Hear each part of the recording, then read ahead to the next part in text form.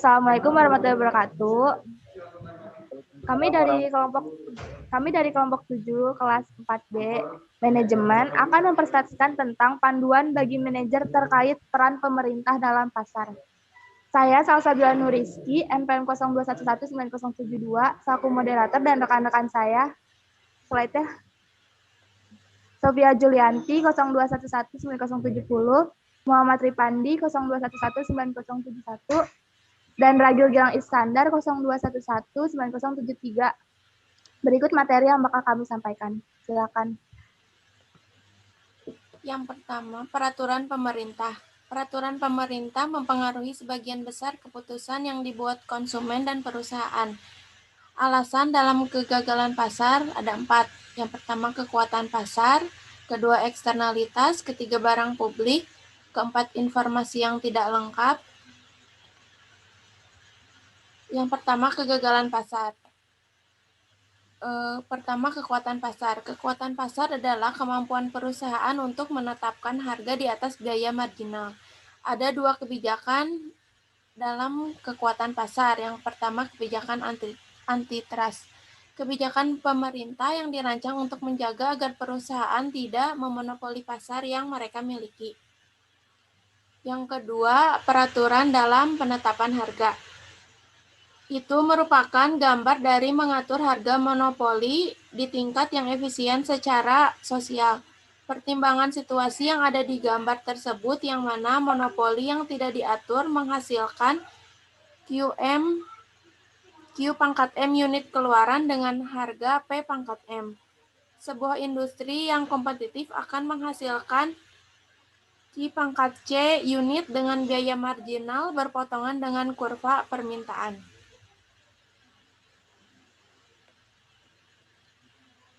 Yang kedua, eksternalitas. Eksternalitas negatif yaitu biaya yang ditanggung oleh pihak yang tidak terlibat dalam produksi atau konsumsi dari suatu barang. Contoh yang paling umum terkait eksternalitas negatif adalah polusi.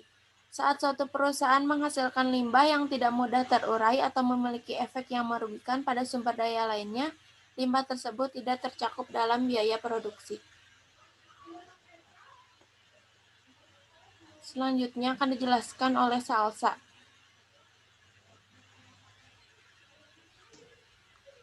Ya, di gambar ini dijelaskan bahwa dampak dari Clean Air Act. Pada gambar ini dijelaskan biaya harus dibayar untuk setiap unit yang dihasilkan. Hal ini meningkatkan biaya marginal setiap perusahaan sehingga mendorong perusahaan untuk menghasilkan pengeluaran dalam jumlah yang sedikit. Sebelumnya, Clean Air Act itu merupakan untuk mengatasi masalah eksternalitas yang disebabkan oleh polusi. Kongres mengeluarkan Air Act tahun 1970 dan amandemen secara menyeluruh tahun 1990.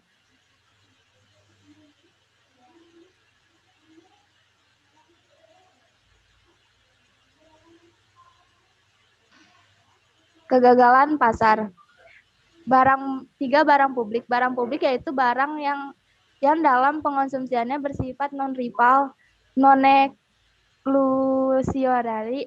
Konsumsi non-rival yaitu suatu barang merupakan non-rival dalam pengonsumsiannya jika pengonsumsiannya seseorang terhadap barang tersebut tidak menghalangi orang lain untuk mengkonsumsi barang tersebut. Konsumsi non-eksklusionari yaitu suatu barang atau jasa merupakan non-eksklusionari jika sekali disediakan tidak ada yang dapat dikecualikan dan mengkonsumsi barang atau jasa tersebut.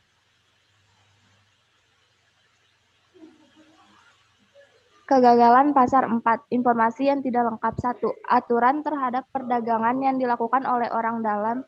Salah satu contoh peraturan pemerintah yang dirancang untuk mengurangi kegagalan pasar karena informasi asimetris dan aturan hukum terkait perdagangan yang dilakukan orang dalam insider trading di pasar saham. 4. Informasi yang tidak lengkap. 2. Sertifikasi. Tujuan sertifikasi adalah memusatkan biaya terkait pengumpulan informasi semua perizinan yang dikeluarkan oleh pemerintah berada di bawah sertifikasi. Ketentuan tersebut mencakup seluruh organisasi nirlaba seperti badan amal.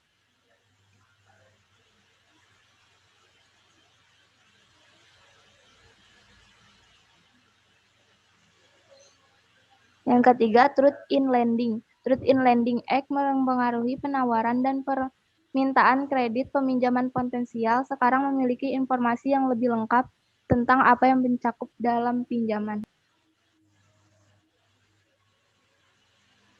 Selanjutnya akan dijelaskan oleh Ragil.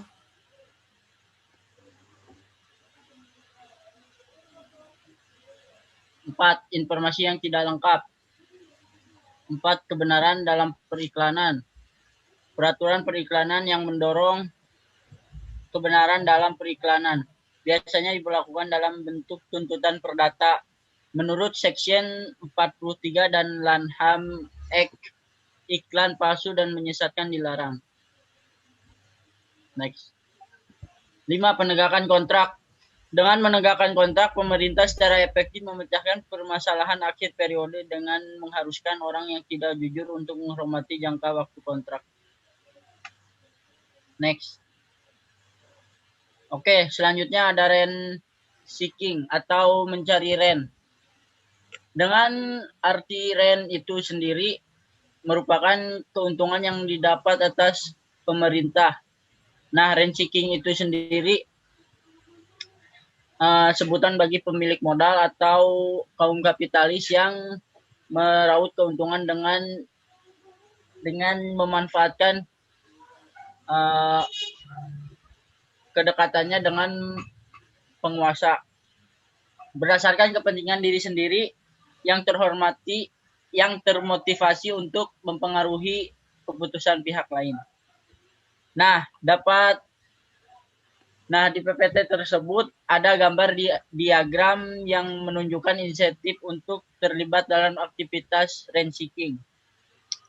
Nah, untuk menggambar rent seeking ini sendiri dan konsekuensinya seperti pada gambar di atas. Misalkan, seorang politikus memiliki kekuatan untuk mengatur monopoli. Monopoli saat ini menetapkan harga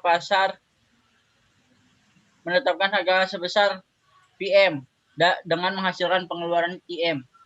Pada keluaran, harga monopoli surplus konsumen digambarkan oleh segitiga A, B, dan C. Sehingga akibatnya setiap konsumen memiliki insentif untuk menjadi free ride dan pada akhirnya jumlah konsumen yang akan habiskan sebagai suatu kelompok akan sangat rendah. Perusahaan monopoli diisi lainnya merupakan identitas tunggal.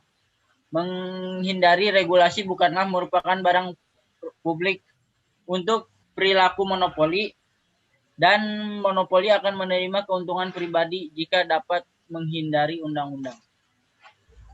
Next.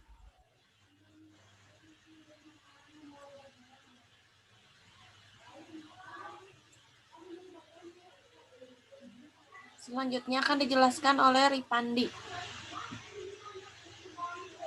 Ini ada kebijakan pemerintah dari pasar internasional. Yang pertama ada kuota. Kuota yaitu suatu pembahasan yang membatasi jumlah barang impor yang secara hukum dapat memasuki suatu negara. Ada 4 macam kuota, yaitu kuota mutlak, penentuan kuota secara sepihak. Yang kedua, kuota negotiated bilateral kuota. Penentuan kuota menurut perjanjian antara kedua belah negara pengimpor. Next. Yang ketiga, tarif kuota. Pemerintah mengizinkan pemasukan barang ke dalam negeri dengan jumlah tertentu dengan tarif yang diturunkan selama jangka waktu tertentu. Yang keempat, making kuota.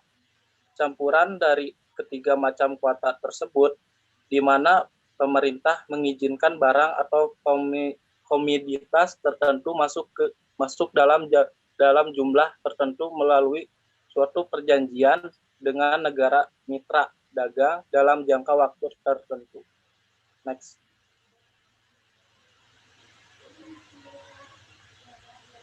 Yang kedua ada tarif. Tarif seperti halnya kuota, dirancang untuk membatasi persaingan dari perusahaan luar negeri di pasar domestik agar menguntungkan produk domestik. Nah, jika kuota tadi berurusan dengan jumlah atau kuantitas, maka tarif ini sendiri akan berhubungan langsung dengan biaya. Tarif terbagi menjadi dua. Yang pertama ada tarif lamsam, yaitu suatu biaya tetap yang harus dibayarkan perusahaan pengimpor kepada pemerintah domestik sehingga memiliki hak yang sah secara hukum untuk menjual produk di pasar domestik. Gambar yang tertera pada gambar tersebut merupakan dampak tarif lamsam terhadap penawaran pasar. Pada gambar tersebut menunjukkan efek tarif lamsam di pasar sebelum tarif diberlakukan. Kurva penawaran untuk pesaing luar adalah E, S, F, dan untuk produsen domestik adalah Y, S, pangkat D. Kurva penawaran penjumlahan penawaran domestik dan penawaran luar negeri adalah Y, S, Y, tambah F. Setelah tarif lamsam diberlakukan, kurva penawaran luar negeri menjadi A, S, S. Karena importer tidak akan membayar tarif lamsam untuk memasuki pasar domestik, kecuali harga berada di atas B2. Efek keseluruhan dari kebijakan ini adalah kurva penawaran domestik. Dengan harga di bawah B2, tarif lamsam meningkatkan laba produsen domestik jika permintaan rendah. Namun jika tidak berpengaruh dalam laba produsen domestik, itu merupakan permintaannya tinggi. Next.